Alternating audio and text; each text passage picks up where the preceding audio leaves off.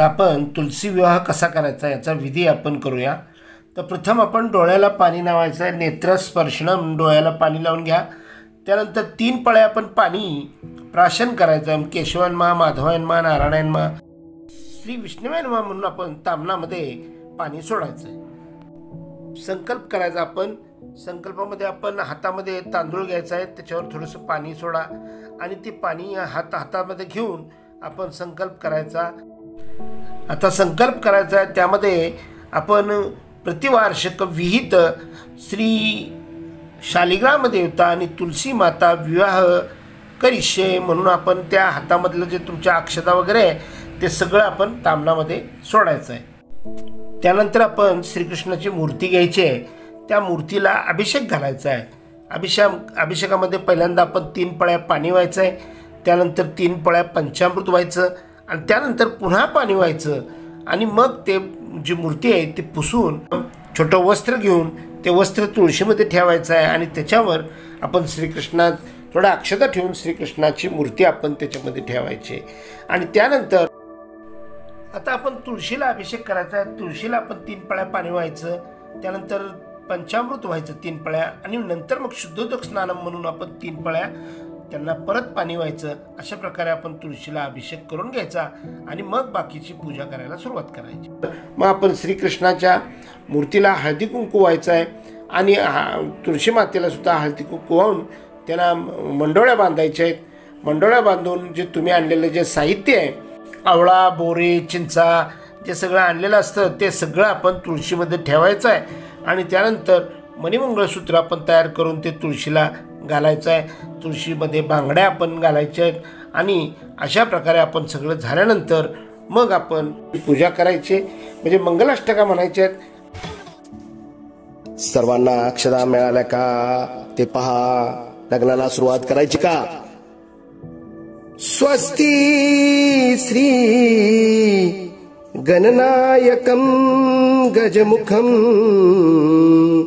मोरेश्वरं सिद्धिदं बल्लाळो मुरडं विनायकमडं चिंतामणी थेवरं लेण्याद्रीं गिरिजात्मजं सुवरदं विघ्नेश्वरं ओझरं ग्रामे रांजन संस्थितो विजेता कुर्यात् सदा मंगलम शुभलग्नं सावधान।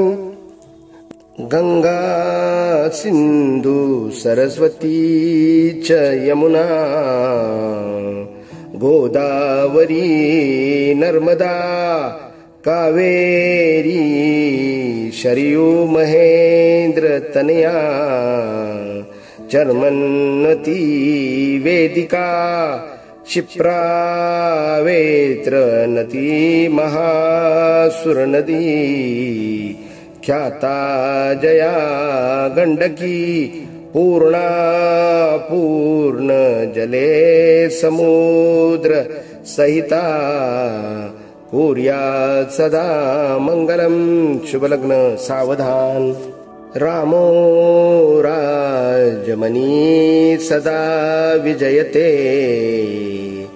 रामं रमेशं भजे रामेणाभिहता निशाचरमु रामाय तस्मै नमः।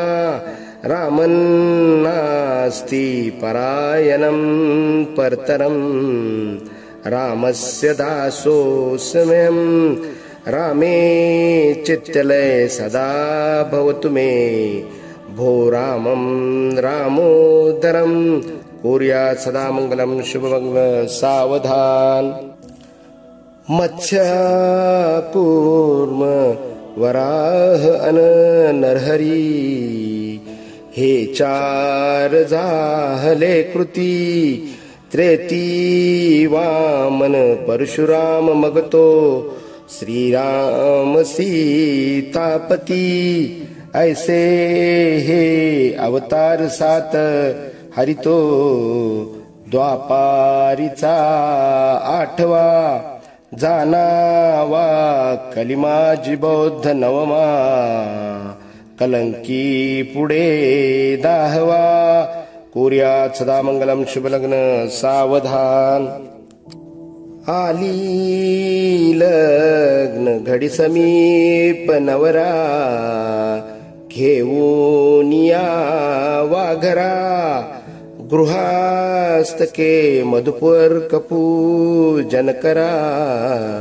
अंतरपटा ते धरा दृष्टा दृष्ट वधूवरान करिता दोघे करावी उभी वाजंत्री भौगलबलान करणे लक्ष्मीपते मंगलम कोर्यात शुभमंगल सावधान आता सावध सावधान घटिका संपूर्ण आली भरू भावी सद्गुरु ते स्मरा गलबला कोणी नका हो करू चिंतावे कुलदेवतेसी हृदयी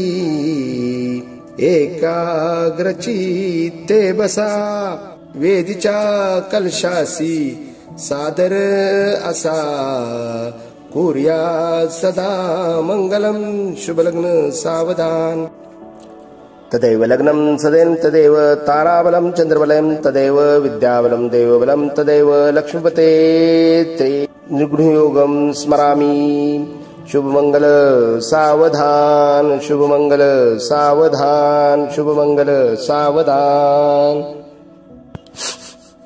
अशा प्रकारे मंगलाष्टका म्हणून झाल्यानंतर आपण तुळशी मातेची आरती करायची नैवेद्य प्रसाद विधिवत सगळी पूजा झाल्यानंतर सर्वांनी फटाके वाजवायचे आणि त्यानंतर मग आपण गल्लीतल्या ज्या काय बायका आहेत त्यांना हळदी कुंकासाठी बोलवायचं आहे त्यांना सगळ्यांना तीर्थप्रसाद आपण द्यायचा तीर्थप्रसादामध्ये आपण गोडाचा शिरा केला तरी उत्तम तर शिरा करून आपण ते तुम्ही सगळा नैवेद्य तो दाखवून आपण ह्या तुळशी मातेला तो नैवेद्य दाखवून सगळ्यांना तीर्थप्रसाद द्यायचा आणि लहान मुलांनी वगैरे मग ज्यावेळेस आपण तुळशी विवाह चालू असतो त्यावेळेस बाहेर आपण फटाके वाजवायचे असतात तर अशा प्रकारे आपण हे तुळशीचा विवाह आपण इथे करायचा आहे आणि सभोजन घरामध्ये आपण सर्वांनी मिळून भोजन करायचं आहे अशा प्रकारे आपण ही श्री तुळशी माता आणि श्री शालिग्राम देवता यांचा विवाह सोहळा आपण हा संपन्न करायचा आहे।